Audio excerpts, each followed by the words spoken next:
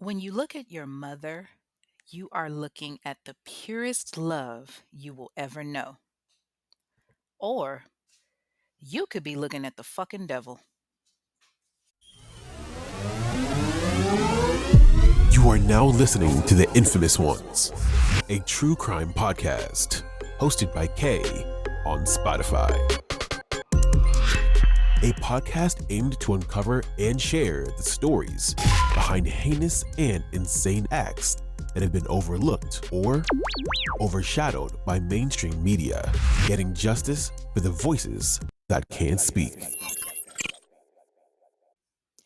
What's up, y'all? It is your girl Kay, and I am the host of The Infamous Ones, a true crime podcast, a podcast designed to focus on crimes committed in the Black community that you don't hear about in mainstream media, giving a voice to those victims that have otherwise been silenced. Did y'all miss me? I know it's been damn near a month.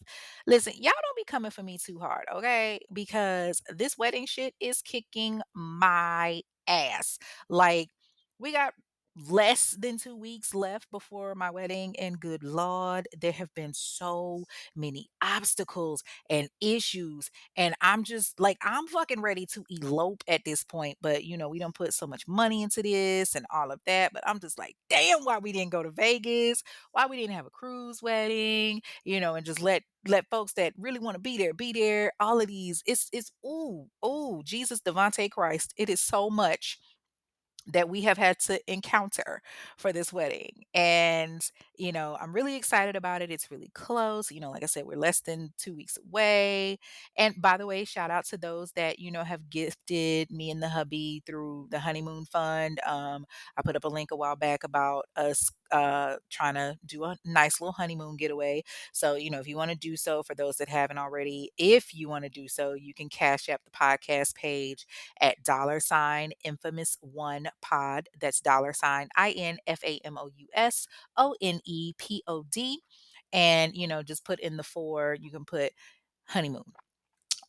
Again, those that have already donated, thank you, thank you, thank you. I love y'all so much. Like, all of the kind words that y'all are leaving in the discussion group, the messages, the emails, I'm loving it all, baby. I never want to do this shit again though. Like, damn, it is too much. Whew. Mm. I honestly, I've been married before. Y'all know I'm very transparent.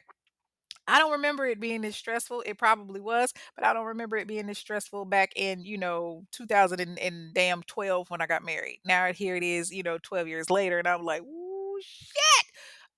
When this is over with, I've already told myself I'm gonna take a couple of days to just reset. We gonna disappear. Like, love everybody, but we gonna disappear because baby, whew, mm, Lord have mercy. Oh, real quick, I wanted to shout out Marah and Taz. Y'all know the infamous podcast hosts of Sisters Who Kill, because they really did your girl a solid. Like, ever since, they opened up their platform to me, my streams are going through the roof and I love it. I love the fact that they're able to, allow others to shine and not just say, oh, well, this is our shit. Unfortunately, there are, some individuals that don't have that thought process. I'm the type of person, I'm gonna show love to everybody. There's enough room at the table for everybody to eat. Another great podcast that I've been listening to from Melanin Mayhem, hosted by Renee. Baby, I love that girl. Ooh, I love her. She is hilarious. And she right around the corner from me. So shout out to Melanin Mayhem. Like, I ain't even gonna front. Part of the reason why, some of my episodes take a little bit longer to research is because I'm catching up on their episodes. Like, I've literally binged Melanin Mayhem in like a week.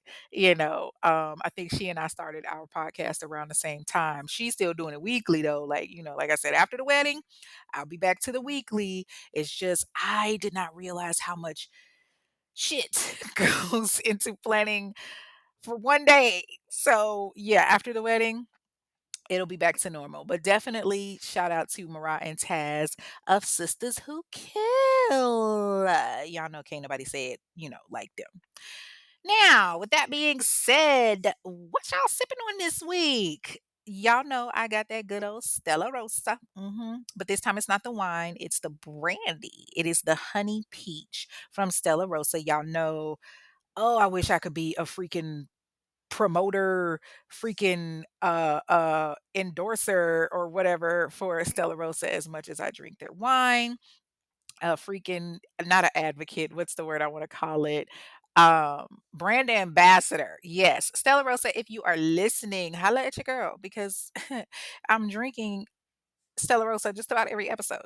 But today I am drinking their Stella Honey Peach. When I tell you this shit is so good, I think I've mentioned it before. If you are able to go to your local ABC store, Aunt Bessie's church, liquor store, whatever you want to call it, go and get you a bottle. You will thank me later. Okay.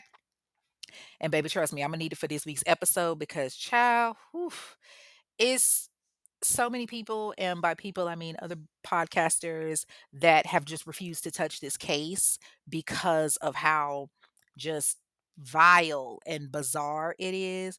But y'all know, I do some gritty and grisly cases, every now and then, and this one definitely takes the cake. But now I do see why they didn't want to touch this case because whoo, this is some sick shit here. But y'all know what? I got my liquor. I got my snacks, and tonight I'm keeping it simple. I just got some popcorn, but I got my liquor and my popcorn, my two favorite things. And yeah, I got my microphone ready to give y'all this good old tea. So buckle up because you about to get everything from Nestea to Lipton to Earl Grey, all in between, honey. All right. Y'all ready? Let's get it. This week's case involves Stony Ann Blair, victim, Stephen Gage Berry, victim, Gabrielle Blair, surviving victim and, shall we say, forced accomplice, Andrew Dorsey, Michelle's baby daddy and father to two of the children, Stephen Berry, Michelle's other baby daddy and father to two of the children, Matthew Blair, surviving victim and an unfortunate witness, and the infamous murderer, Michelle Blair. Michelle Angela Blair was born May 10th, 1979, to her teenage parents, John and Rhonda Blair. Now, I don't know if John was her biological daddy since it didn't show it, and it didn't show if Rhonda was married to him back then, but looking at him and looking at Michelle, yeah, mama didn't have a fight in that one because she looked just like his ass. Now, okay, the pronunciation on her name, it's spelled Mitchelle. I've heard Michelle and also heard Mitchell. Um, for the sake of this episode, her loved ones actually called her Angel, and she was a very pretty girl once. Now, I'm about to be petty as fuck this episode. I believe that she was born in Michigan because she pretty much lived there her entire life, but I couldn't find the exact city that she was born in, only the state. She had a younger brother named Frederick Blair. She also had an older brother, Bobby, and another older brother named Eric. And child, brother Eric is kind of yummy. I'm just saying. Let me stop before my man knock my head between the washer and dryer. Now there's not much on her upbringing outside of the fact that she came from kind of a broken system. It was like literally a broken family. She pretty much had a bad childhood from the documents that I read. Her parents were teenagers when they had her, and they didn't know what the hell they were doing, like most teenage parents. You just doing shit as you go along. So much so that when Michelle was a young child, she was actually sexually abused by one of her mother's friends. Now, this is according to Michelle or Angel. We're going to call her Angel. Okay. So, according to Angel, she was sexually assaulted by one of her mother's friends. And I'm talking about from a very young age and not just one time either, like multiple times this baby was sexually abused. Again, this is what she's stating. Now, you would think a mother would care about their child being abused. I mean, like, I've heard of cases where the mama finds out that her baby is being sexually abused or molested, and it became one of them eye for an eye on that ass kind of situations. Hell, look at Laquita Calhoun. She's the first one that comes to mind. Back in 2004, when she found out that nigga next door, Alonzo Jones, admitted that he was sexually abusing her infant, she murked that ass. Now, yeah, she's doing some time in prison, but she was protecting her babies. Like, no, nigga, you ain't about to fucking hurt my kid and get away with this shit. Same thing with Centoya Brown. We all know her story. She was sex trafficked and murdered her captor. And yeah, there was, controversy with it, but ultimately she was also released. Like, again, yeah, she did some prison time, but I mean, come on. These are individuals that stood up and basically was like, "Nah, I'm not about to let this happen." Like, these are folks that protected their babies and themselves. Apparently not Angel's mama. I mean, her mom apparently wasn't even around like that, and this was confusing to Michelle or Angel as a child, and she's telling her mom like, "Hey, your friend is abusing me." And her mom is just like, "Well, what the fuck you want me to do about it? I mean, you sat there and let her do it, so what the fuck you want me to do?" And I'm kind of wondering if maybe that's why Angel reacted the way that she did to some shit and why she, kind of behave the way that she did and it with her actions later on, but still it's just some really sick shit that she went through. And to make matters worse, when Angel was 9 years old, her mother completely abandoned her. Like, Shawty was like, "Yeah, I'm not really feeling this whole mama thing." So, in the words of Romy Rome from Martin, I say watch me dip. Shawty was gone. She left her living in a broken system that was designed to pretty much see, the families fail and struggle to survive. Angel was struggling to really just kind of have the basic necessities. And because her mother wasn't there, she was left to fend for herself. And ultimately, she spiraled. And, what really kind of made things worse with her being sexually abused, she started having mental issues. And naturally, like many Black people, in the Black community, when you're suffering from mental illness, them elders, they'll tell you, "Well, baby, just pray on it. You're going to be all right. You just need to go to church," which prayer is one thing, but y'all know I'm an advocate for going to therapy. So, her mental illness went untreated. Now, later on, she was diagnosed with a lot of different shit, but at that point, it's kind of too late. The deed had already been done. But I do feel like because of her mental illnesses, it does kind of explain some of the behaviors and actions that, she had. Now, like I said, her parents were teenage parents and, cycle continued. So when Angel was a teenager, she met her first baby daddy, a man named Alexander Dorsey. She saw him and was like, "Ooh, this nigga fine as hell. I think I want to make him my baby daddy." Probably, I don't know, something along the lines of that. But she did, she was looking good and he was looking good and they was doing what teenagers do, fucking. And not long after they got together, at the age of 17, she got pregnant and her people kicked her out of the house.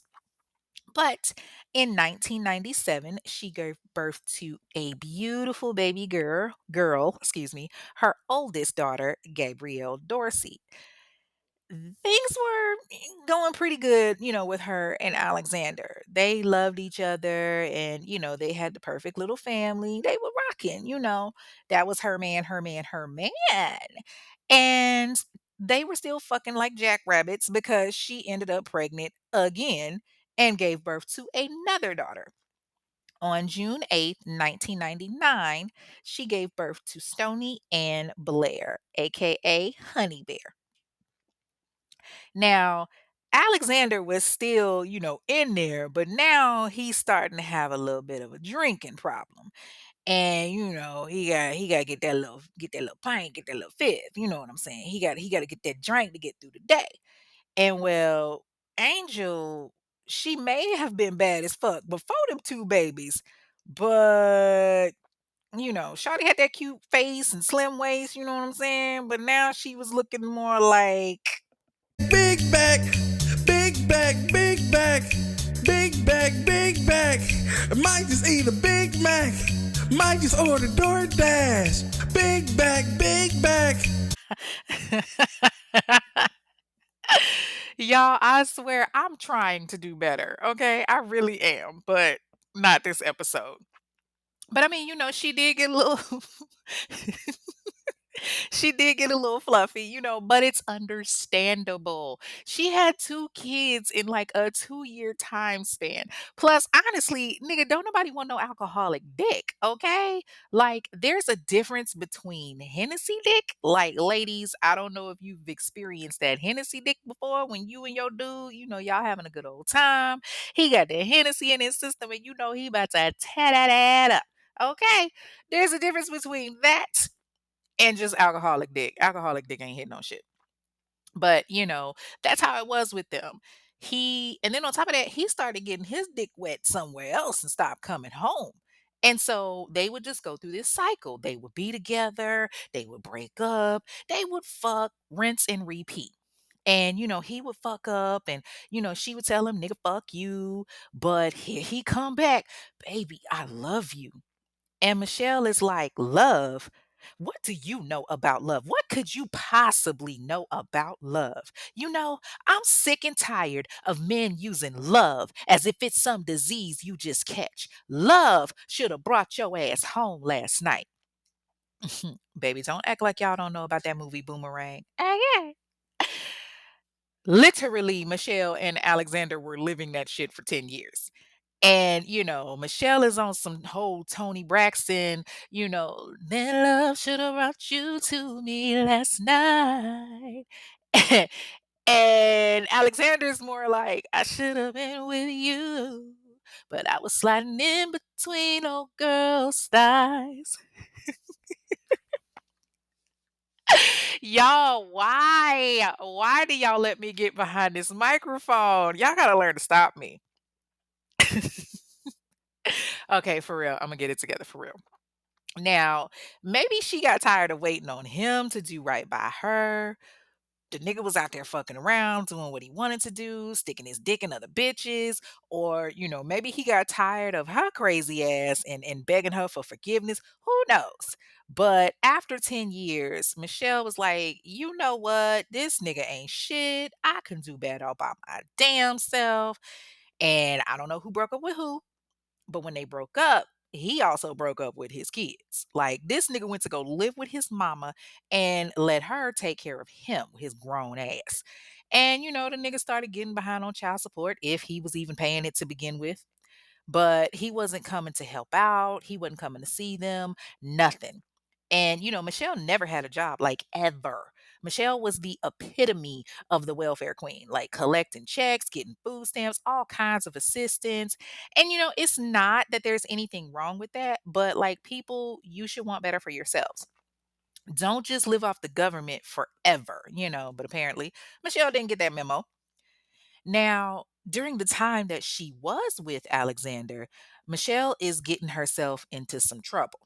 Like in September of 2002, Child Protective Services gets a call with claims that Michelle is neglecting her kids and physically abusing them.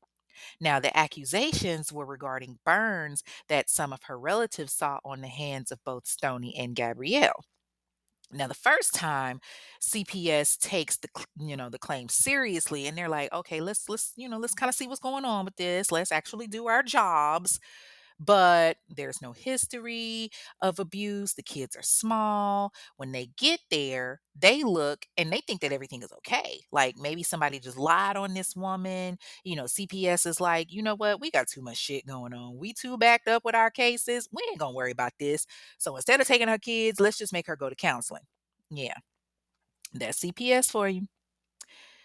Now, if she actually went to counseling, who knows? But that's what they told her to do. Like, I don't know if Alexander knew what was going on or if he had something to do with it or what. But once they broke up, Michelle was like, fuck him. Imma get me a new nigga." And that's exactly what she did. She went and found her a new man, honey, and she ended up meeting a man named Stephen Barry. Now, Imma keep it a band with you.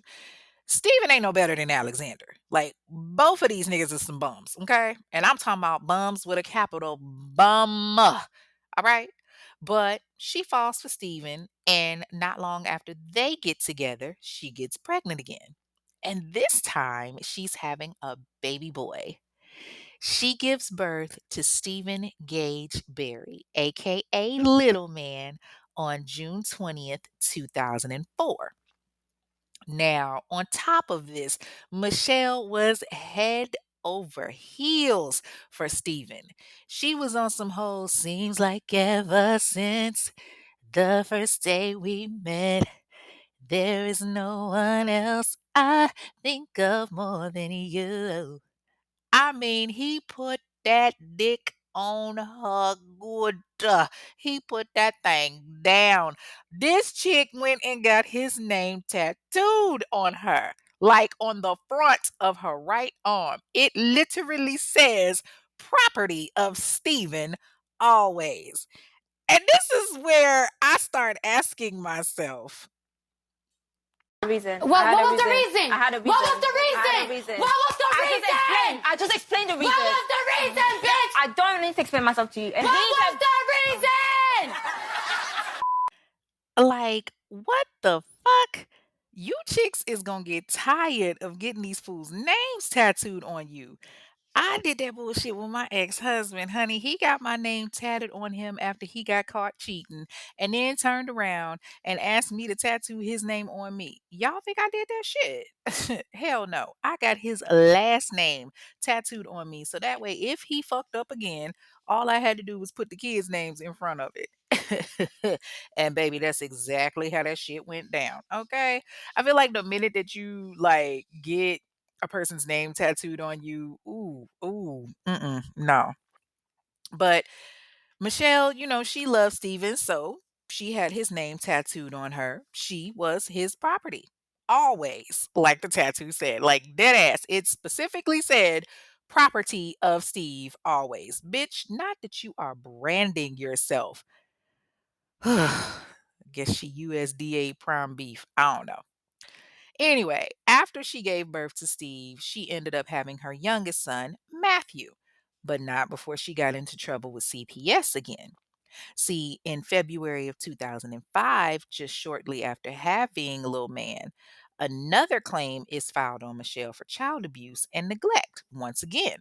This time, there is physical proof that she's been abusing the kids. When they were at their aunt's house, which was Alexander's sister, they were getting a bath, and the sister sees all these scars on their backs. So she calls CPS, and once again, CPS has the power to say, okay, hey, we're going to take the kids away. But instead, they give her the same bullshit and they say, oh, well, you know what? She's probably just overworked and tired. Let's just make her go to counseling. Damn the fact that the kids are hurt, but okay. There was never a petition filed to remove them from the household. I mean, of course, you wouldn't take them from the household. That would make too much sense to remove a child that's being abused from their mother. Like, okay. Now y'all remember how Shantae had a man at home? Well, after she gave birth to Matthew, Michelle damn sure didn't. Because shortly after having Matthew, her and Steven broke up. So clearly that little tattoo didn't mean shit because she was now a single mother of four, raising her kids by her dammy. Steve, well, he moved back to Redford, Michigan into a house with seven other people. But hey, at least he ain't living with his mama. And he started dating another girl. Ironically, her name was Michelle Barnett. And Michelle was very much involved in, Steve's kids' lives. Meanwhile, Miss Blair was on that bullshit. Not one day went by that Michelle tried to find a job. Instead, she lived off of public assistance. Again, don't get me wrong, I have no problem with people, and I don't judge people that live on public assistance when they're using it for the right reasons. But public assistance is designed to help you until you can get on your feet. And it seems like Michelle was complacent in just dealing with mediocrity. She would get checks from the government, but she wouldn't really use them for her kids. In an episode of the television show Evil Lives Here, her oldest daughter, Gabrielle, talked about how Michelle would get the money from the government and she would just blow it on bullshit, drugs, alcohol, you name it. And the kids were barely getting by, like barely getting fed. And Michelle's head was getting even more fucked up. Michelle had them living in a townhome that was paid for through the government as well, off of Martin Luther King in Detroit, Michigan. On a side note, why every Martin Luther King Drive Boulevard got to be in the hood? Just why? Can we get some George Washington's or hell, George Bush Street in the hood or something? Like make them shitty. And speaking of shitty, woo, Michelle had her and her kids living in some pretty shitty conditions. Like if y'all could see these photos, and I am gonna post them in the discussion group, but when you see these photos of the house, it is disgusting. Definitely not the type of environment to raise children in. There was trash everywhere, soiled mattresses, broken furniture, refrigerator looked like it hadn't been cleaned since they moved in, all kinds of shit. And Michelle was pretty much, abusive the entire time. Like she would hit the kids, burn them, starve them, anything that you could possibly think of. Like these kids were literally living in a house of horror. And wasn't nobody gonna do anything because CPS has, been there twice now and didn't even bother. Hmm. Sound familiar, don't it? Like Michelle and her mama? Hmm. Now, these babies rarely had any freedom other than, when they were at school. And even then, there were days that Michelle wouldn't let them go to school because they would be too injured, too bruised. And, she didn't want to risk them going to school and being seen and her getting into trouble. So, if the injuries weren't too severe, she would let them, go, but she would drill them to make sure that if they were asked what happened, she didn't have anything to worry about. And if she thought that they weren't going to get the story down, she'd be like, nah, y'all gonna stay y'all asses at home. The really bad thing is Gabrielle pretty much took the brunt of the abuse. Now, all of them suffered at their mother's hands, but Gabrielle got it the worst. On one occasion, Gabrielle's teeth was broken or her tooth was broken because her mother, Michelle, hit her with a curling iron right in her mouth.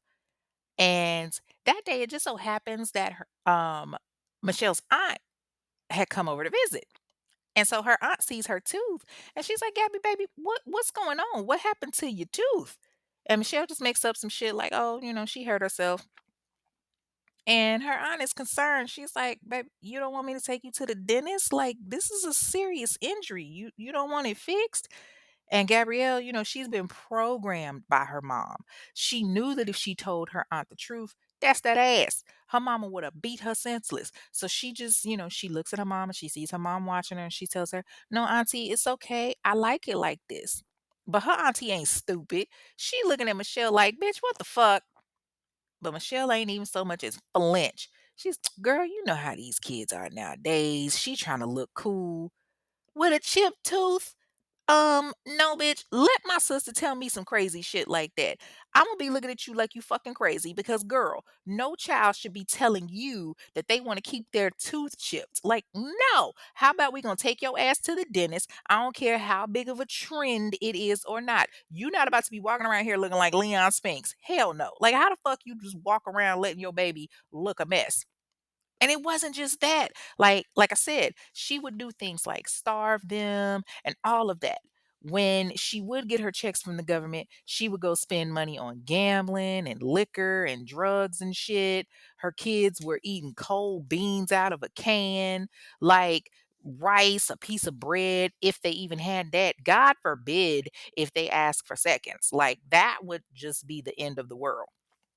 She would just leave them for hours at a time alone at night. And please believe these kids never saw a doctor, like ever.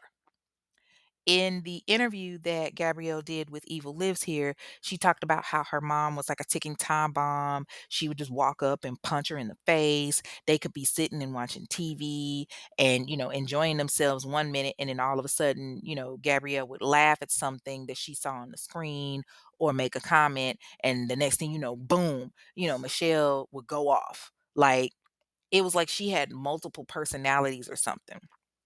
Well, I guess Michelle got tired of having the kids lie when they went to school about their injuries, so she just completely withdrew them and decided that she was going to homeschool them. And in the city of Detroit, all you got to do is just sign a piece of paper saying, "Hey, I'm a homeschool my kids." Nobody bothers to look into it, which is crazy considering that CPS had two prior cases on her. And in each instance, the child ended back with her, or hell, never even left her to begin with, really. But she withdrew them from school, and it was basically like they just became ghosts, like, nobody ever saw them again. Okay, so keeping up with the story, y'all, this is now around 2013. There's no statewide database or system that alerts childcare professionals to check on students who, may have been removed from the public school system. Nothing's really set in place as of yet. So, in other words, your kids could literally be at home watching Coco Melon or TikToks all damn day long until they are 18 years old, and no one would know or care. So you've got Michelle and her four kids living in this low income apartment on the east side of Detroit. She's getting benefits from the state to make ends meet. She stay hitting up relatives asking them for money. Y'all know the kids need school supplies. They daddies ain't doing shit, and I gotta get them food and clothes. But they was like, nah, we can't help you. Get your ass up and get a job. Like, child, that shit went in one ear and out the other. Now, Michelle is real wishy-washy when it comes to the way that she deals with her kids. Like to the outside world, she's a loving and affectionate mother. Her friend Victoria Johnson lived in the neighborhood, and she spent a lot of time with Michelle and her kids because she had kids of her own. And they would go over to Victoria's house, and Michelle would be so loving and sweet and affectionate to her kids. And I bet she was, considering that they were somebody else's children and not her own, flesh and blood. Like folks can be great towards other people' kids when it ain't their own. I'm just saying. I can love your kids all day because guess what? They asses is going to fuck home at the end of the day. But, as time is going on, Michelle's kids are being seen less and less and less. And Michelle's not bringing them out, they're just at home. And Michelle starts like bugging out more and more. When she's gone, the kids can somewhat breathe easy, but when she's there, they don't know what to expect. They don't know what's going to happen until one day when Michelle just loses her shit. Now, the reports are a little different here. One says May of 2012 and another says August of 2012, but I believe it was August based on the research that I was doing, specifically mid-August of 2012. So one day, Michelle comes home and she sees her baby boy Matthew, and he's playing with some toys. And she sees him playing with these little like action figures or whatever, and she's like, "Okay, hmm, what the fuck? This shit this look a little funny."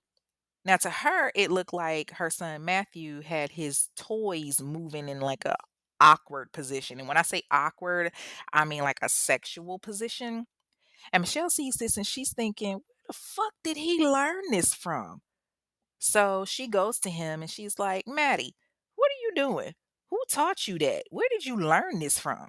She's rattling off questions to him.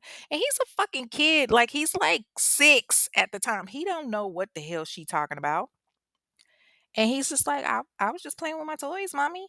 But she ain't trying to hear that. She's like, "No, somebody did something to you. What happened?" And she's looking at him with that scary ass mama stare. And out of nowhere, she says, "Did your brother do this? Hmm? Did Steven do this to you?" And Matthew, again, he's 6. He's thrown. He was like, "No, mommy." And Gabrielle is sitting there and she's hearing this and she's shook. Like she's like, "Oh shit. What the hell is going on? Why is mama, coming to Matthew so hard? And why is she trying to say Steven did this?" But Michelle is adamant that Steven is guilty of something. She was like, I know he did something to you. Now, what did he do? Tell me. And she keeps pressing him and pushing him until I guess he finally, I guess you could say, admitted or confessed. And so Matthew was saying, okay, Steven was touching me. Y'all, Steven was only 9 years old at the time.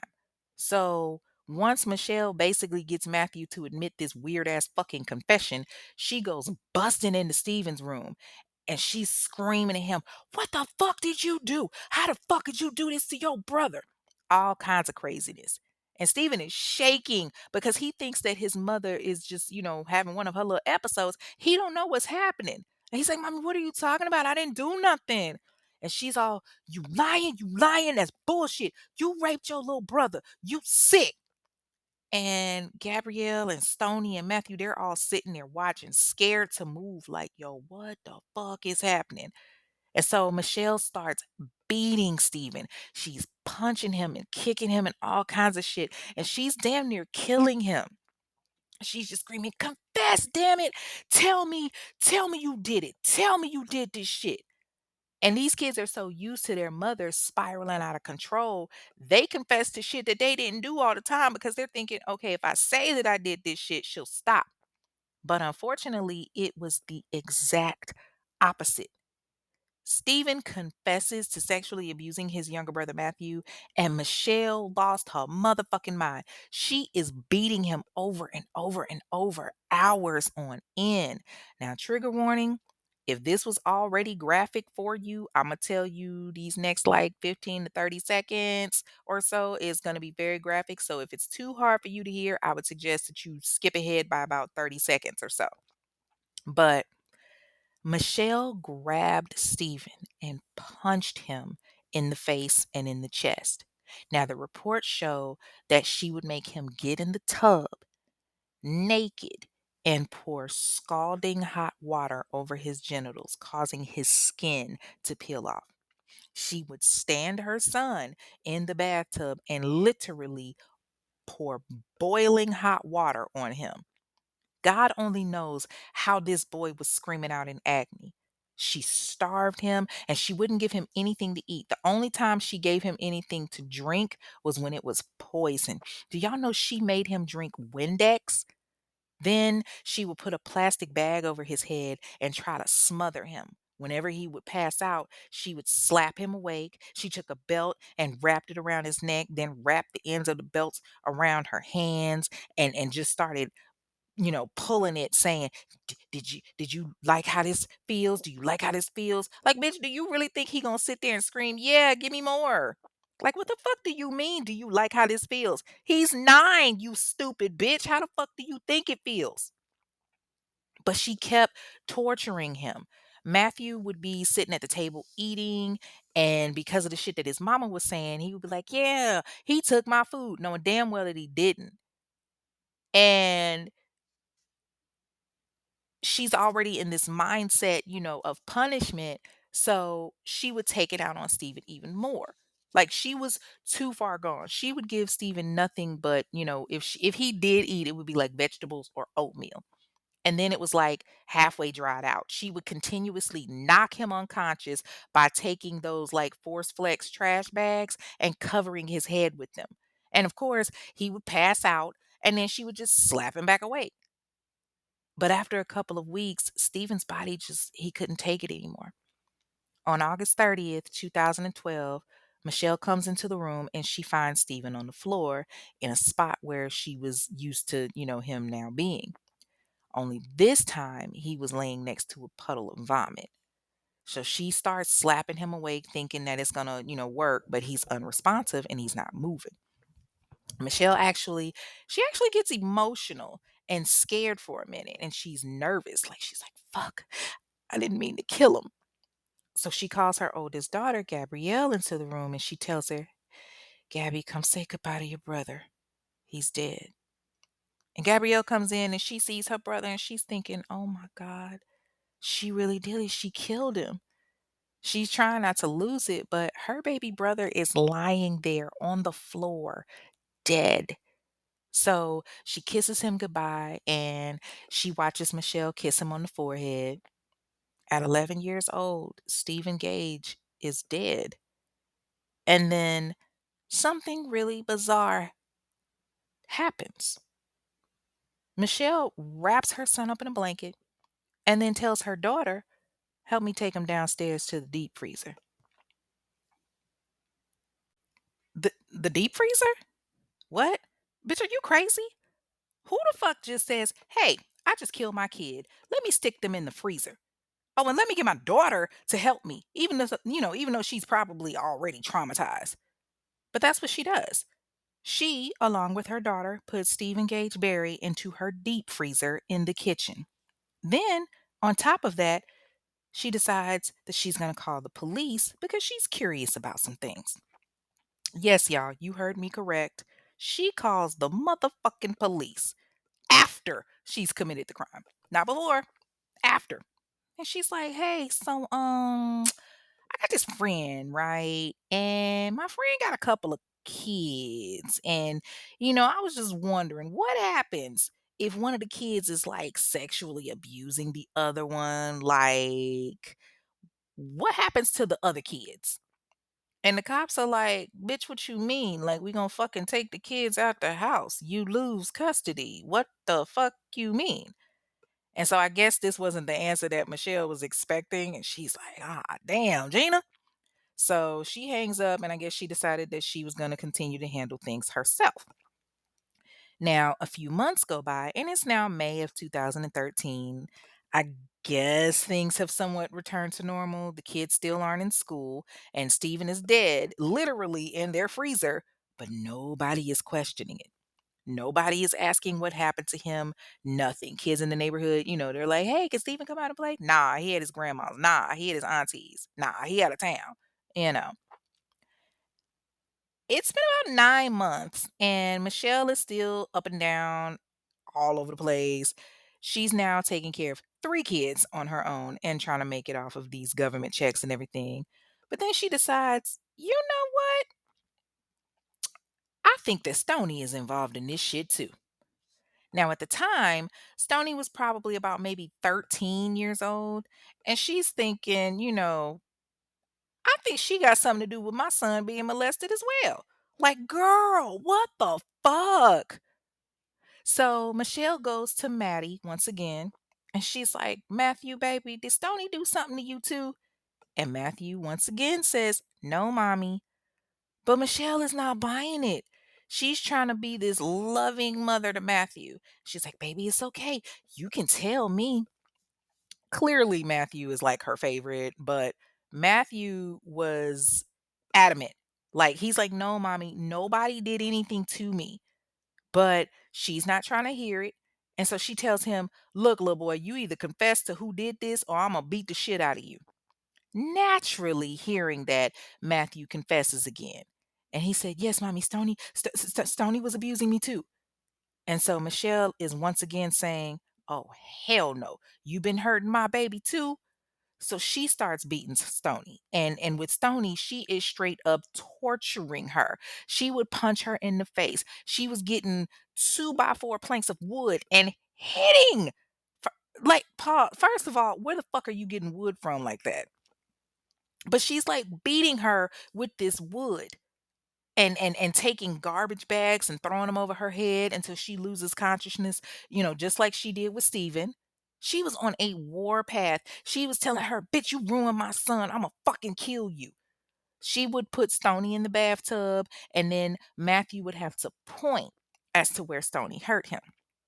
And he's young, so he keeps, giving different versions of stories or and all of that. And every time he does, Michelle is literally beating this girl, like just like she did with Steven. She took boiling hot water and poured it on her, and she's hitting her in the head with a stick and her fist. She had some people, coming to the house one day, and this sadistic bitch literally slid her daughter's body underneath the bed and stuffed a rag in her mouth like she was an old pair of shoes or something, so that nobody would hear her. Like, girl, she already weak. What the fuck is wrong with you?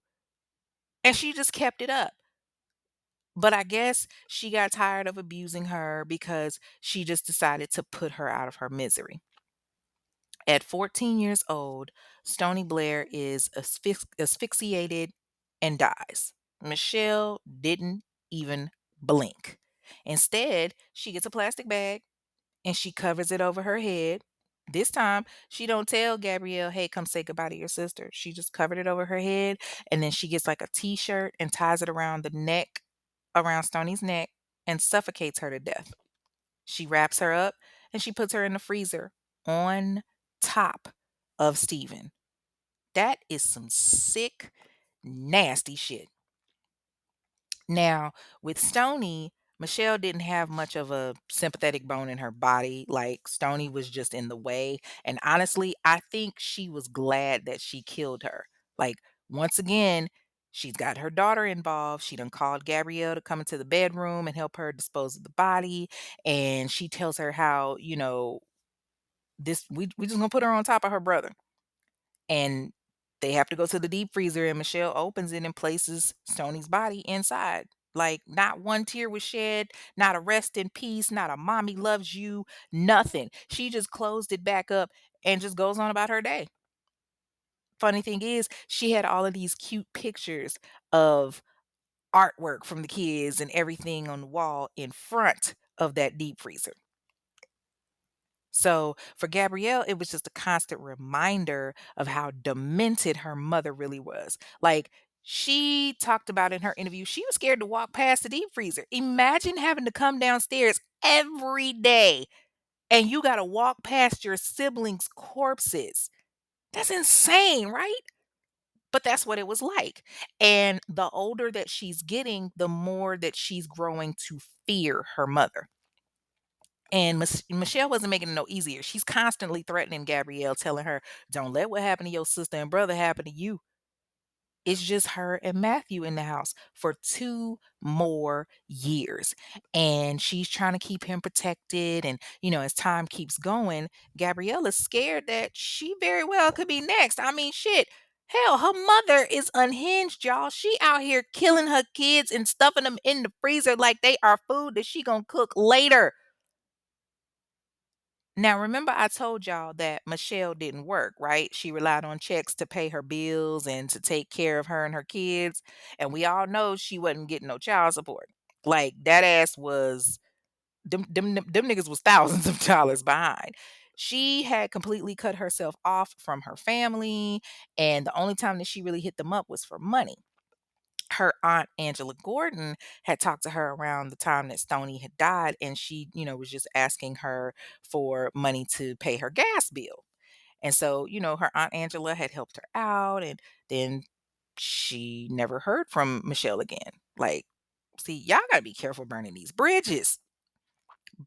So even though she was getting these checks from the government, she wasn't paying them fucking bills like she was supposed to.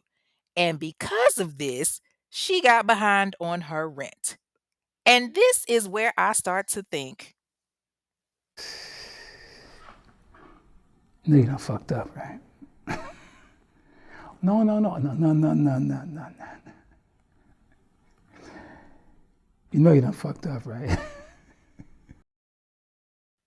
like, girl, if you're gonna be out here killing kids, make sure your rent is paid, especially if you killing them in your house. Like, damn, you can't be out here living foul without a place to live. Even though you getting public assistance from the government and state and all of that, you still have a responsibility to pay a certain amount. And with the complex that she lived in, she had to pay a certain amount. And well, she didn't pay it. It got to the point that she got close to 3 grand behind in rent. And when she got to that point that she got so far behind, the city said, "Oh no, baby, your ass got to go. We got a wait list of motherfuckers trying to get in here." And y'all know how it is. Like I said, it's people that be on that wait list for years trying to get housing. So best believe they could get rid of Michelle's ass and put somebody else in there real quick. I mean, they might want to do a deep cleaning of that bitch because that shit was fucking nasty. But nonetheless, y'all get where I'm going with it. So she gets behind on her rent and the state is getting ready to evict her ass. And she know it. She's like, fuck, I gotta figure out something. So the morning that she's about to be evicted, she takes Gabrielle and Matthew to one of her neighbors' houses and she asks if she could stay with her and her kids for a while. And her homegirl, she's like, yeah, no problem. So she feels a little bit better and she offers to watch the girl's baby. Now, her homegirl had a friend named Sherry Lanier that knew Michelle and knew what was up with her, being evicted.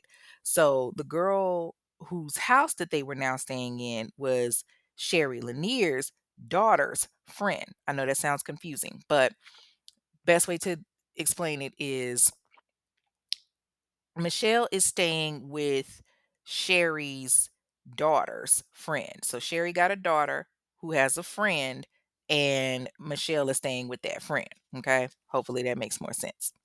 So the young girl needed to, get out and do some things. So she left Michelle and her kids at the house with the baby so that she could go do her thing. And Michelle is like, yeah, girl, you doing me a solid. So of course I got you. Well, while Michelle and her kids are sitting at this lady's house, the eviction crew was coming to put Michelle's ass out. Baby, them people showed up at that Martin Luther King apartments at her door on March 24th, 2015, and began to remove her shit and put it on the curb. That's some embarrassing shit. I hate when I see somebody's shit being thrown on the curb. Like, people got different circumstances and stuff. We never know what's going on. I hate that. But in this case, but they putting her shit out. Now, while they're taking stuff to the curb, they see the deep freezer. So of course, they go towards it. And one of the crew members, I don't know, maybe he was like, yo, this is too heavy. I got an idea. Why don't we just, take the shit out the deep freezer and then just wheel it outside? I don't know. Maybe they thought that, okay, it's some shit in here that we can keep. I don't know. But looking at that house, I hope that wasn't it because I probably wouldn't have kept shit. If anything, I would have been in there spraying with Lysol. Yeah, whew, it was so nasty. I can't wait for y'all to see the pictures. So anyway, one of the dudes opens the freezer and he's like, oh shit. He about pissed on himself because he sees two bodies under a plastic bag, frozen. And originally, he's thinking that these are adults. He's like, yo, call the fucking cops. It's fucking dead people in here. And his boy was like, what the fuck are you talking about? They go over there, they look, and they like, fuck, yeah, we gotta call them boys.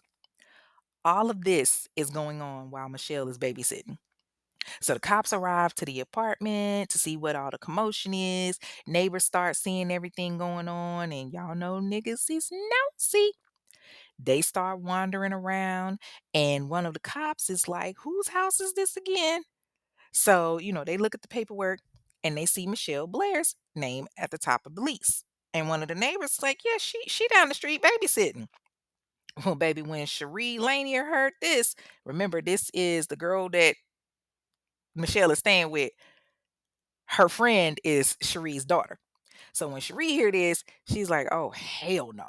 She goes right on over there, and she is like going to get that baby. She didn't say shit to Michelle about what was about to happen to her. Cherie walked in that apartment, took the baby to her grandmother's, and then went to go get the cops. And she tells them, "Hey, this unit she's in, y'all might want to go ahead and go on over there." So the cops head over there. Boom, boom, boom, boom, boom. Somebody opens the door and Michelle is on the phone talking like ain't shit wrong. She tells, whoever she's on the phone with, hey, I gotta go. They about to arrest me. They both dead. I did it. She knew that they were coming for her ass. The cops placed her under arrest and she's like, listen, I know y'all think I'm evil, but I'm not. I'm not evil. And Gabrielle and Matthew, of course, they're like, Mama, where are you going? And she hugs them and tells them that she loves them, and she's handcuffed and taken out of the house, and a crowd of people have formed at this point, and people are like yelling stuff like it was like a mob. They're yelling stuff like, why would you do this? Why? So they take her to the jail and they get their interrogation going. Now, her aunt Angela takes custody of 17-year-old Gabrielle and now 8-year-old Matthew. So, funny thing is, Michelle's brother Eric was living in California and he had reached out to Michelle like a month before she got arrested. Now, she didn't respond, but the day that she got arrested, she actually did call him, only he missed the call. Mm. Yep, she knew she was about to go to jail. She going to jail. Now, let me say this. Michelle Blair is the epitome of zero fucks given.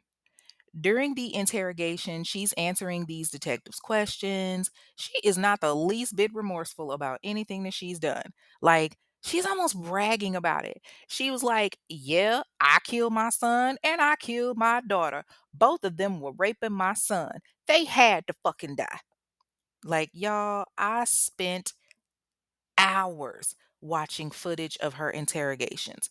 I watched the episode of Evil Lives Here with her daughter. It's just so much shit with this woman. And when I say one flew over the cuckoo's nest level of crazy, oh, trust, believe that. This woman, she's being questioned. And in the meanwhile, her kids are with their great aunt. Now, here's where shit starts to get a little interesting. So, like I said, Michelle knows that she's guilty. Like, she lets it be told, like, yeah, I killed my kids. They was trying to rape my child. And so, of course, naturally, the detectives and the investigators, they go question Matthew because he's supposed to be the victim in all of this. Now, if Michelle was smart, her ass would have shown some type of remorse and been like, I snapped. They were raping my son and I found out and I lost it. But nah, not Michelle. She was on some whole Samuel L. Jackson time to kill. Yes, they deserve to die, and I hope they burn in hell. Anyway, so the cops go and they speak to Matthew and Gabrielle, and they find out that Matthew has never fucking been touched by Stephen or Stony. He was a scared little boy that basically told his mama what she wanted him to say so that he wouldn't get in trouble. And can you blame him? That boy didn't go in there thinking that his brother and sister would be killed behind her, pressing this whole rape narrative. She was pushing her trauma onto him and trying to create this fucked up ass narrative. And he just said that shit because he was like, I don't want to end up getting my ass whipped. So here's where the timeline just kind of goes fucking nuts, okay? Y'all buckle up. All right. Matter of fact, let me refill my glass because this shit here, oh baby, it had me all the way done. Okay. Mm, all right. Whew, I needed that sip. Okay. So the cops go and they now have, Michelle in custody. Michelle Angela Blair was initially charged with 4 counts of child abuse in the first degree. She was also charged with 1 count of committing child abuse first degree in the presence of another child, which is also a felony. And while they're charging her, the Wayne County medical examiner, Carl Schmidt, is basically having to wait on the bodies to thaw for him to do their autopsy. And this is another area where Michelle fucked up because the way that she beat them and stuck them in the freezer after, yeah. She basically preserved their bruises, which helps the Wayne County medical examiner. And while they're waiting on the bodies to thaw, the Wayne County prosecutor's office is doing their investigation into the deaths of Blair and into the deaths of Stoney and Stephen. So the prosecutor, Kim L. Worthy, she says the alleged facts in this case present examples of why we must all be diligent and involve citizens. A good way to protect society's children is to be alert and look out for your neighborhood youth. Refuse to look the other way and report what you know when necessary. Even though we are issuing these charges today, this tragic case remains under investigation. Let me tell y'all, Kim is the wrong black woman to mess with, honey. I have heard that name in many a case, and she do not play. So Michelle's ass is gonna be done. But I will point out what she was speaking on. She's talking about refusing to look the other way and reporting what you know. People did report it, but what changed? People reported it. CPS was called and they turned the other way. So when you say refuse to look the other way, are you talking about child protective services? Because you can't be talking about the citizens who did their part. But I'll jump more into that on fair or foul later. So 2 days later, the bodies of Stephen Barry and Stony Blair have thawed out and the autopsy begins. The medical examiner began his findings and he found a lot of long healed scars and numerous intentional burns that looked like they came from cigarettes on both of their bodies. Stoney's arm had been fractured and it looked like she never received medical attention for it because remember, I told you, Michelle never took them kids to the doctor. So imagine the pain that Stoney had to be in knowing that her arm had been fractured. She also had freshly carved out tissue on her right shoulder, which the medical examiner believed was caused by some type of like caustic substance being poured on her wound, maybe hot water or God only knows what. Her ears had extensive loss of tissue, and the medical examiner was disgusted because he was like, this shit looks like it was chewed off. All over her body, she had scars and ulcerations, burns. The medical examiner said that between Stephen and Stoney, both of them had been slapped and punched numerous times, and you could tell that they died malnourished. Stoney had been starved so long that her ribs were showing through her skin and her body had started to consume itself. When she died, she only had 5 milliliters of fat padding her stomach. Okay, so here's the thing. When her body made it to the ME, the only thing that she had on was a black scarf around her neck. The medical examiner got emotional because he was like, there were just so many scars and wounds on these kids' scalps that they actually started to blend into each other. When he started looking at Steve, he also had a lot of burns and scars, but on his stomach and on his back and his butt. But the medical examiner also noticed that he had a lot of burn scarring on his genital area. They were like second and third degree burns to be exact. Remember when I told y'all she was pouring that boiling water on his penis? So Michelle's bond was set at $1 million. And of course, she can't afford that shit. She was arraigned via video feed in the 36th District Court on Thursday. She had the 5 counts of first degree child abuse and all of that. The assistant prosecutor, Karen Goldfarb, requested a no contact order for Michelle's surviving kids, which, the magistrate, Renee McDuffie, quickly granted because clearly she's a danger to them and herself. There was a candlelight vigil held for Stoney and Stephen on March 27th, 2015, outside of the house where their bodies had been frozen. And while that was happening, Detroit Police Chief James Craig got the investigation underway for this double homicide. And of course, the community is upset. This happened in their own backyard. They have questions for the authorities. What do you have to say about this? And Chief Craig is like, listen, I know all of you want all the answers, but we have an obligation to protect the integrity of the case so that justice is served through the prosecutorial and judicial process. And I would ask you to be mindful of these two children who are also in the home who are still alive. They've been through a lot. As you can imagine, a tremendous trauma. Please respect their privacy. They deserve at least that. So at this point, people in the neighborhood started talking and they're telling everything and what they thought about what happened and all of that. But one person says, yeah, Michelle told us that she killed her kids, but we ain't believe her. Nigga, what? How the fuck do you have a grown woman come to you and say, yep, I killed my kids? Kids that you ain't seen in months and you don't believe her? Mm. So there was this little boy named EJ that lived in the neighborhood and he was friends with Steven. And he was just like, yeah, first they was my friend. And then every day we used to ask where they was at. And she being Michelle, she said they was in Georgia with her auntie or they was over at their grandma's house. And, he's a 10-year-old. He don't know no better. He gonna listen to the adult because he thinks she's normal.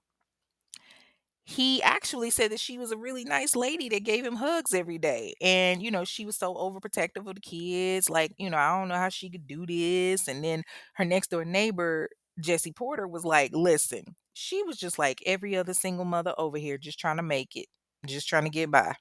Okay. So Jessie went on to say, like, I've sat in in her dining room and we've talked, we've laughed, and I never really, I didn't see that side of her. Everybody else saw a side of her that, she was stressed out, but I didn't see that. I saw a mother trying to make it with her kids. That's who I saw. And then one of her neighbors was this lady named Samantha Williams, and she was all, "Well, the person that I knew had a beautiful spirit. I don't know what happened that made things change, but she was a good person." You know what I'm saying? Like, I don't know. Okay. Yeah, she was a good person to everybody else, but to her own children, she was the devil. To her own children, she was their trigger. To her own kids, she ain't give a fuck. She could be joyous to everybody else. She could be pleasant with everybody, but to those that popped out of her twat, she treated them like shit. Now, the investigators, they've gotten a hold of her aunt, Angela Gordon, because remember, she's taken temporary custody of Gabrielle and Matthew, and they're asking her questions because she was one of the last ones that Michelle spoke to as far as family members. And her aunt is just devastated. She told the investigators, the last time I talked to her was when she asked me for money. That was over a year ago. She's always, shutting people out, and we've tried to help her. Once you've been shut out, what can you do? Okay, so here's a little tidbit about good old Auntie Angela. See, Auntie Angela is a former Detroit police child abuse investigator. Bitch, really? I'm willing to bet that's why Michelle didn't want to talk to her ass because she knew that her auntie would figure out what was going on. And see, Angela told them investigators, yes, we do spot checks. We talk to neighbors, confirm they still live there and have been seen. There's no indication anything was, so terribly wrong. So as far as I knew, she was okay. But these actions, they were calculated, cunning, met out with insanity, all involved need help. I pray that my niece gets the psychiatric care that she so desperately needs. So while Michelle is being held on April 2nd, 2015, a judge ordered a competency exam to see if Michelle was competent enough to stand trial. So she was appointed an attorney, Wyatt Harris, and he entered a non guilty plea, which was hilarious to me. Because what? Not guilty? Nigga, what? Okay. And she admitted it. But, Wyatt said that she needed the competency hearing. And so the judge, Judge King, was like, what's your basis in asking for it? Are you saying that the defendant isn't understanding the process as she stands here right now? And Wyatt says, yeah, pretty much. Because Michelle made a statement to the police after she was arrested where she confessed to killing the kids. So Wyatt is trying to use that to his advantage. And he tells the judge she needs to be evaluated because I don't think she understands what was happening. She needs to be evaluated for competency to her Miranda rights, to stand trial, and criminal responsibility. And he also asked to review the two videos of the interviews from the surviving children, Gabrielle and Matthew. He said that he felt it was necessary to, like, have sufficient time and opportunity to review the interviews. So Judge King is like, "All right, cool, go ahead, whatever." Because regardless, this bitch gonna fry. Oh, and by the way, the defendant is now held with no bond. Got him. So on April 13th, 2015, a funeral was held for both Steve and Stony. Stephen was placed in a blue casket, and his sister Stony was placed in a pink casket. Their funeral was held at Detroit Greater Grace Temple, and the Reverend Charles Ellis III gave the eulogy. And he asked a question to the congregation. He said, I said, church, where was the village before this tragedy? I'm sorry. I'm sorry. I promise y'all that was my last one. I promise that was my last one. But honestly, that's an easy answer. The village was being fooled. And then on top of that, CPS did find out, but they let her keep the kids. So if the village turns to CPS, who's supposed to fix the situation, and CPS does nothing but basically do one home visit and say, oh, no, everything is fine. Can we blame the village? No, we cannot. Mount Hope Memorial Gardens in Livonia, Michigan donated burial plots, and the children were buried side by side. So now the state is concerned about the well being of Michelle's surviving children, 17-year-old Gabrielle and 8-year-old Matthew. Her baby daddies, Alexander and Steve, technically, because they are the fathers, they have parental rights, but Michelle is like, "Oh, hell no. These niggas don't need nothing. They ain't getting a damn thing for my kids. They ain't paid child support. They ain't came to see them. They ain't so much as give a fuck about them. They can't have them kids." And so on June 4th, 2015, there is a bench trial hearing in the Wayne County Circuit Court for Alexander Dorsey and Stephen Barry. And the Michigan Department of Human Services wants to terminate Michelle's parental rights as well. So when the trial begins, they played this tape in court of Matthew, and he's telling the social worker how, he saw his brother being killed. And Michelle just lets out this loud outburst. He didn't see me kill Stephen because it was unintentional. Yeah, okay. Bitch, you unintentionally choked him. You unintentionally slapped him awake. You unintentionally burned his genital area. Like, shut the fuck up.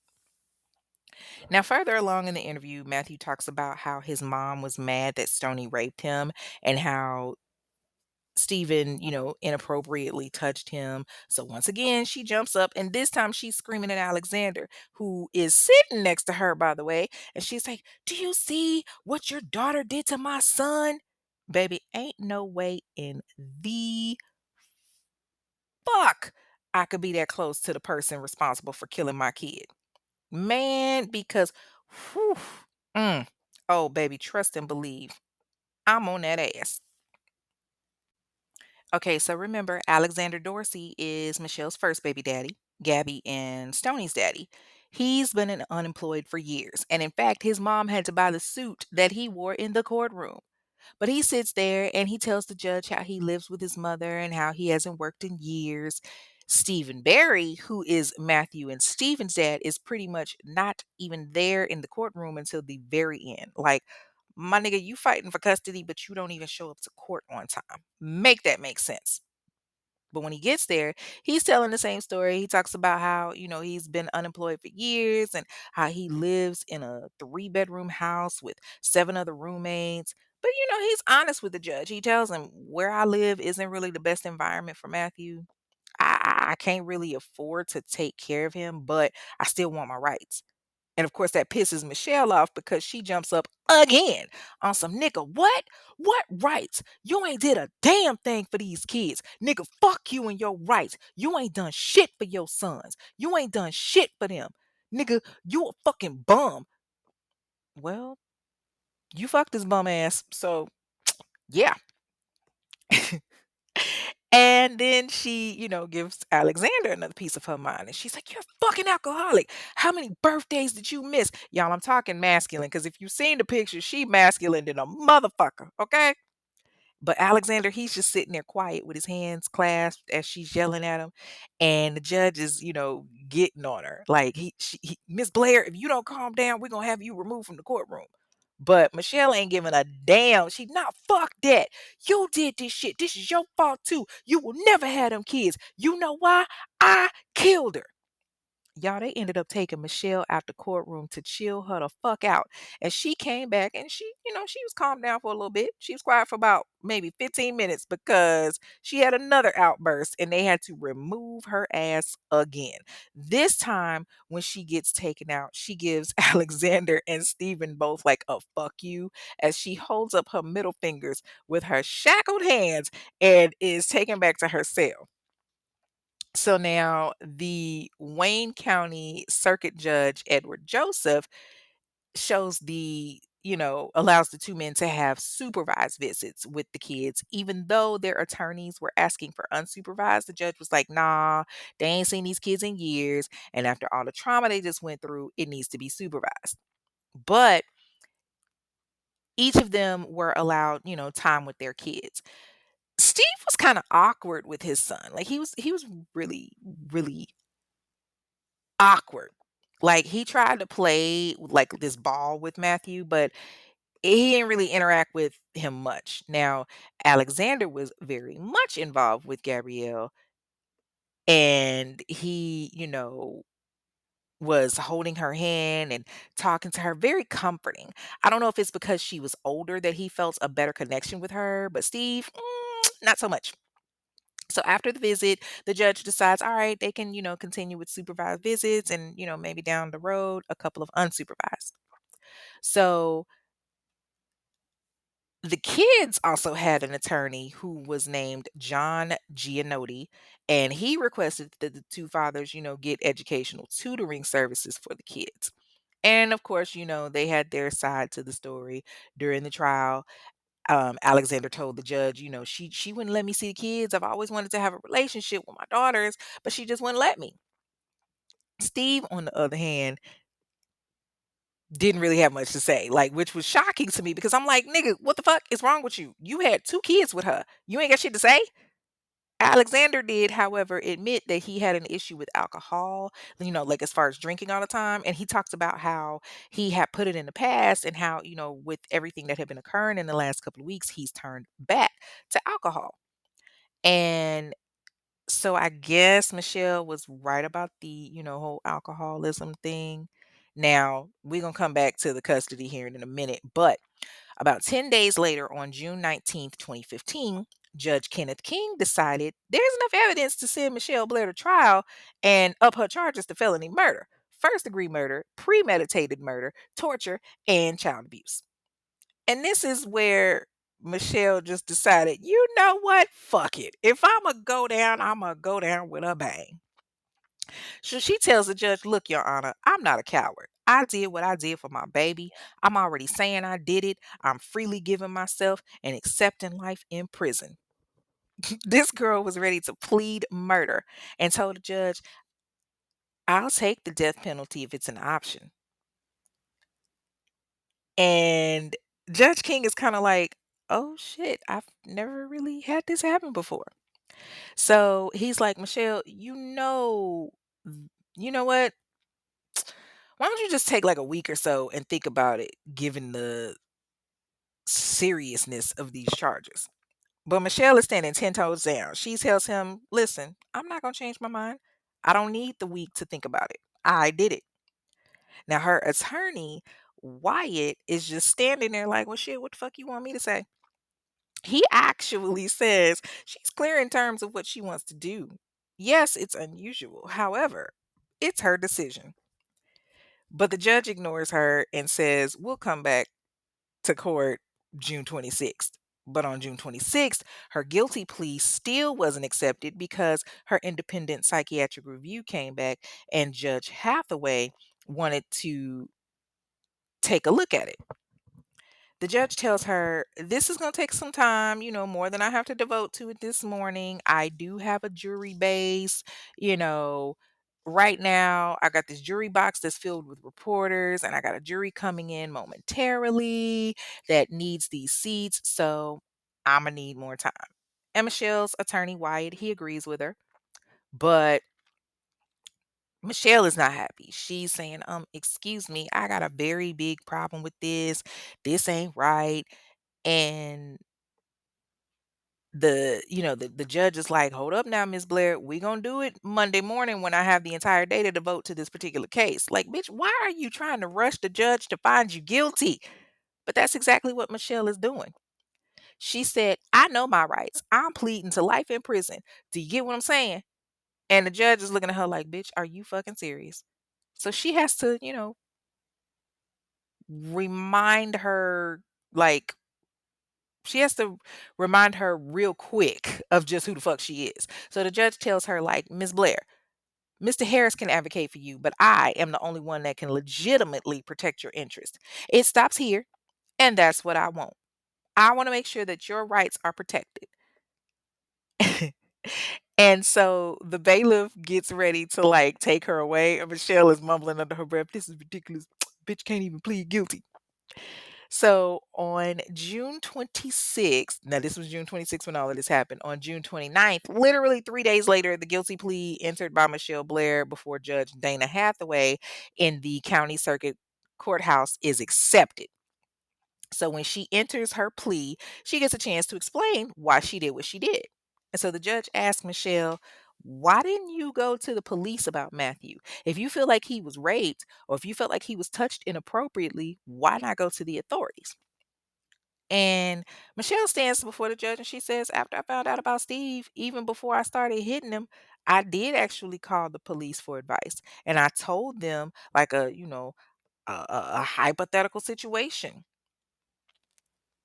Like, I was scared. Like, you get what I'm saying? I don't know. And she tells the judge, well, what's gonna happen with my other two? I definitely didn't, I didn't want to lose Gabby and Matthew. Mm. And this was your way of handling it. Okay. Now, y'all remember she called the police and asked about what would happen, and they told her the other two would be removed from the house and all of that. So she goes on to tell the judge, I assaulted her every time he told me what she did to him. By assault, I mean I punched her, I put a bag over her head so she lost consciousness, I threw hot water on her. And the judge was like, oh, so this was your way of inflicting punishment? And Michelle's like, definitely. I don't regret none of this. I don't feel no remorse for the death of them demons. As horrendous as everybody thinks I am, that's fine. And Judge Hathaway asks her, did you hit her in the head with a wooden stick? And Michelle nods. She was like, yep, I hit her in the head multiple times over and over. That was actually days before, she died and the day that she died. I hit her on her back, on her tailbone. I kicked her.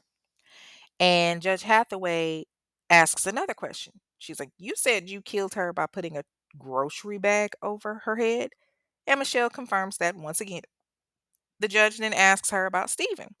And Michelle says, the reason I put bags over Stephen's head was because my son told me that the plastic on his bed, like she's talking about what Matthew supposedly told her.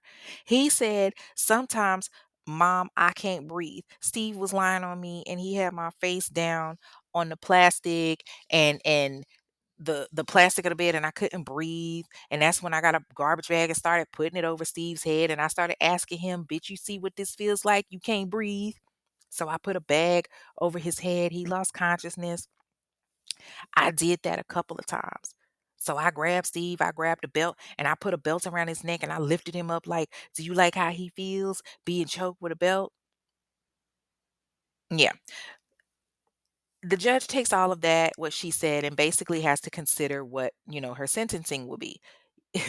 Y'all already know what the fuck happened. On July 17th, 2015, Michelle Angela Blair was given her sentence. She goes back in front of Judge Dana Hathaway, and Dana tells her, you imposed the death penalty on your own children, and you readily admitted and you want to take responsibility of it. You are therefore sentenced to the Michigan Department of Corrections for the rest of your life without the possibility of parole, meaning, of course, that you will never get out. Boom, bitch. Now we got to bounce back over to the custody hearing. On July 27th, 2015, Judge Edward Joseph not only terminated the rights for Michelle Blair, but also for Stephen Barry, which was kind of a good idea because Stephen came off as a type that just didn't really give a fuck about his kid. Like, you have one child that's dead, and you have one child that's living that was traumatized, and you don't even show up to court on time and barely said two words to your kid. Like, come on, man, make that make sense. Alexander Dorsey was able to keep his parental rights even though, his daughter had just turned 18. The judge was like, listen, I can see you're making the effort, so you're good. But Mr. Barry, we've had testimony that to this day, you're remaining without housing and you ain't got no stable employment. There's no significant bond between Matthew or you. It just seems like it's going to take too long for you to get your life together in a way that you could provide a suitable, permanent, and stable home for your son. And Maddie's best interest is to achieve, permanency and stability as quickly as we can, given the extreme needs that he has at this point. The goal for the boy is to be a permanent adoption. When it comes to Gabby, she's 18. So, Mr. Dorsey, if you want to continue a relationship with her, that's going to be up to her. And Alexander, he cool with that. He figures when Gabby's ready, she'll come to him. So he ain't gonna, he ain't gonna press it. Now, Michelle has been sentenced and she's off in prison. On September 14th, 2015, a few months after she's been sentenced, she decides to do a little interview. And she does this interview with Crime Watch Daily, hosted by Matt Duran. And she was asked why she piled the bodies of Stoney and Steve in there on top of each other like that. She was like, I only had one deep freezer. Where else was she gonna go? And she tells him, I felt bad at first, but I would kill him again. There were no other options. Yeah, there are lots of options. Just saying. And I mean, the whole time she's doing this interview, she is cool and calm as a cucumber. And that is the scariest shit I have ever seen. Like, y'all gotta watch that video. I'm gonna post a link to the YouTube so that you can see it in the discussion group. Okay. So at this point, she spent a few years in prison, basically, being a bitch and just causing problems. Every interview that she did, she talked about how she had no remorse. Clearly, the right decision was made, to keep her ass in there for life. I personally would have, chosen a death sentence, but again, we'll get more into that during Fair or Foul. In May of 2018, Michelle Blair, who is, in this segregated unit, she gets taken to the shower and she stops in the hallway and starts yelling at a prisoner. So the officer, he tries to intervene and talk to her and, calm her down and, just get her to relax. And she kicks the officer. He didn't even touch her. He was trying to talk in a calm manner, but she kicks him in the stomach and in the forearm. Like, girl, do you not realize what the fuck you doing? So then the next morning, she throws a Pringles can filled with shit and piss at an officer through the little food slot in her cell. You nasty bitch. Like, y'all, the shit was in the officer's face, like, huh, huh. And then it like got all on their ears and chest and shit. Ugh. This bitch had 49 incidents of misconduct since she was put in there in 2015, and majority of them are for throwing urine and shit at officers. You nasty bitch. What the fuck is wrong with you? You throwing your piss and shit at the damn officers. Ugh. So anyway, because of that, she got additional charges and had to go back to court. Funny shit. On April 26th, 2019, she goes back to court, right? And she decides she's going to represent herself because who the fuck is actually going to volunteer to represent this bitch at this point? So she represents herself and she got charges for assaulting an employee as a habitual offender. She pleaded guilty and got two sentences of 38 months to 5 years of prison time. And when they asked her, well, why did you do that? She was just like, I don't fuck with them if they don't fuck with me. Like she pleaded guilty, got two sentences of 38 months to 5 years. I mean, does it really matter? Like, bitch, your ass gotta die. Your soul gotta come back. And even then, it belongs to the state of Michigan. Like, yo, yeah, there's no coming back from that. Now, it just so happens that the day she's in court, there's a man that's in there that's being sentenced for child abuse and rape of a minor. Michelle sees him and she's like, "Oh, pedophile ass bitch." She just starts yelling it as he's, as she's being escorted from the court. I wish I could say that her behavior has improved, but nope. Michelle Blair is serving the rest of her life at the Women's Huron Valley Correctional Facility in Pittsfield Township, Michigan, and she will never see the lights of day. Later on, Gabby and her younger brother Matthew, they went to go live with their great aunt after Michelle was convicted. They both ended up going back to school, and Matthew actually did get adopted. And they had gone through extensive therapy because it was some really fucked up shit that they, dealt with and witnessed. Luckily, Gabby was, not charged for anything because she was at the mercy of her mother. There wasn't, there was a lot of psychological damage more than anything. Um, when it came to, Gabrielle. After everything is said and done, Gabrielle does this interview around January of 2023, and she tells the reporters, "My mom became obsessed with this crazy notion that my siblings had sexually assaulted our youngest brother." And she started basically interrogating the room, and my mom was a ticking time bomb. She always had her fuse lit. So anything, the slightest tap would set her off. I was afraid to even walk by the freezer. Every time I came downstairs to eat breakfast or to play a video game, I had to walk right past the freezer. But there was nowhere else that my mom could hide the bodies. They were cooped up in a freezer like meat. I made sure to watch what I said around my mother. I already knew that one misstep and this is where I'd end up. I'm happy I was able to make it out alive.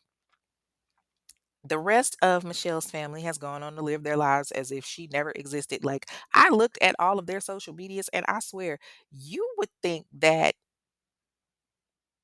they never had her as a part of the family. Like, her mother is happy, posting all on social media all the time. Like, I bet you she wish she could talk to all of them pretty much right now, but I got a feeling no one wants to deal with her because nobody believed the bullshit. Like, she strikes me as the black sheep of the family. All right, y'all, it's what y'all been waiting on. It is now time for a fair or a foul, where we take a look at the sentencing of Michelle Blair to determine if our judicial system did right or if they fucked it up. Honestly, on this one, sentencing life in prison is good. However, it's not many times that I feel like an individual should fry or should get that good old $43 cocktail. But in this case, Michelle definitely deserves that.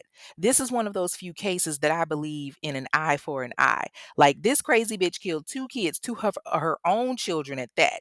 This is one of them situations where it needs to be a good old fashioned biblical kind of execution. Fuck a $43 cocktail, take her ass outside, slit that body up, pour fucking lemon juice on that bitch and bleach or acid or whatever, and fucking inflict every type of pain on her like she did them sweet babies. Yes, it's fair in the sense that she's going to be behind bars and can't hurt nobody else, but also she does not give a fuck. This woman showed no remorse and blatantly said that she would kill her kids again if given the opportunity. And even though it's behind prison walls, this bitch gets to spend the rest of her life just chilling.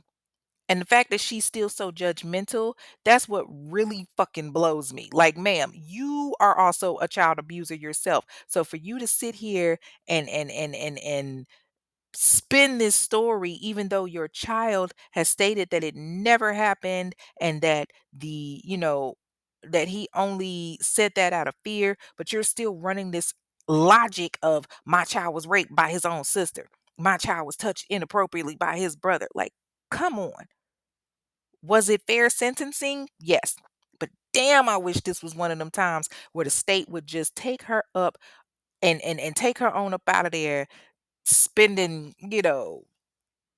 taxpayers' money to feed and clothe her ass when they could have just got rid of her. Now, who really fucked up was CPS. Once again, y'all had the opportunity to make it right. Y'all had the opportunity to fix shit. Why not just take the kids out of the home already? I feel like it should be mandated that if you receive a claim, immediately, like, remove the child to get them out of the potential, dangerous environment. Then you can ask them in a safer environment. And if the abuse allegations are accurate or if the abuser is there, then, keep the child out of the home. Don't just assume, which is what you did. Like, that's the crazy shit to me. Now, since she's been incarcerated, Gabrielle has gone on to her life. She's pretty much, been off the grid. There's not much on social media about her, but she and her father have continued their relationship. Matthew, who was 8 years old at the time, has since been adopted. And from what was told to the media, he's very happy, living a very happy life. Of course, both of them endured a lot of counseling because, I mean, shit, look at what all they went through. Like, it was a lot. That is all for this week's episode of The Infamous Ones, a true crime podcast. You can follow the show on the various streams on Instagram and TikTok at Infamous One Podcast. And that's a number one, by the way, not spelled out. And you can leave a review there. On Twitter or former Twitter, now X, it's Infamous One Pod, where you can also leave a review. On Facebook, you can send a friend request to the page The Infamous Ones or join the private discussion group, The Infamous Ones Discussion Group. But please be advised, if you don't answer the questions, you ain't getting in. It's like 5 people right now that are all pending, and I'm not letting them in because they ain't answer the questions. Okay? I'm just saying. That easy. The show streams on multiple streaming services like Odyssey, Apple Podcast, iHeartRadio, and so on and so on. So leave a review. It only takes a couple of seconds. Like, y'all, seriously, these reviews matter. And now, speaking of reviews, this one is from Charisma Miller on Spotify, and it's involving the last episode.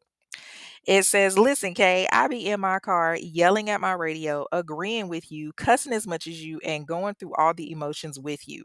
This episode was a mess and a half, but I loved it. From one fellow D9 member to another, I salute you, sis. Keep up the amazing work. Oh, yeah, I'm sipping this good old latte this morning. LOL. I'll save the good stuff for later. Yes, latte. Y'all know I love me a good latte or a good caramel macchiato, baby. But thank you so much for listening, love." This next review is from Apple Podcast from a Kirby Jew, and it says, "Love this podcast. I found this podcast through Sisters Who Kill, and it does not disappoint. I am all caught up and praying we start getting weekly episodes. I love the length and all the details we get in each episode. Listen, what was the reason? And when you say, okay, takes me out. I love when you read the murderers to filth. I legit be fighting the urge to stand up and start clapping. But I can't do that because I usually listen while I'm working. Please keep the episodes coming. I plan on it, boo. Trust I will." Okay. Thank you so much. Now, normally I only do 2 reviews, but I'm gonna read this third one because this one had me like in my feelings for a minute. Like, y'all, like I was like, damn, well, y'all can draw your own conclusion. This one comes from Apple Podcast as well, from username iPad ran out of names. "Not every attorney and judge in every state. I really enjoy the subject matter. What I don't enjoy is the ridiculous fake Southern accent that is used for every single prosecutor and judge or attorney. It's I'm assuming, yeah, it's annoying. I literally fast forward through it. Outside of that, I really enjoy the anecdotes and the side talk and opinions, but please stop with the Southern accents. It's annoying in the worst way. I would have given 5 stars, but I'll give 4 instead. Great subject matter. Horrible and annoying Southern accent." Oh, I hate that you don't like the accents. I do. I mean, I thought I was doing a good job along with, the other individuals that hear me and, tune me out or, whatever.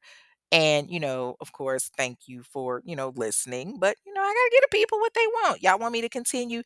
I'm assuming they're talking about when I'm, doing my judge and attorney. You did this and this was this and this. Yeah, whenever I do that, apparently it's annoying.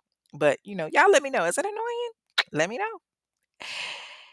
But hopefully, I hope that you continue to listen anyway. Don't forget there will not be an episode until after my wedding. I know it sucks, but after this wedding is over, my life will be, normal again. But I mean, hey, who's your favorite podcaster that gives you damn near 2-hour episodes? This should tide you over. If you want to support the show or if you're feeling the spirit, meaning that liquor we've been sipping on, in my case, this Stella Rosa Honey Peach, baby, then click the link at the bottom of the screen from whatever app you're listening to this episode on and hit listener support to subscribe or donate. You can also donate via the Cash App at $infamous one pod. That's $INFAMOUSONEPOD. Donations go toward new recording equipment or if you want the honeymoon fund.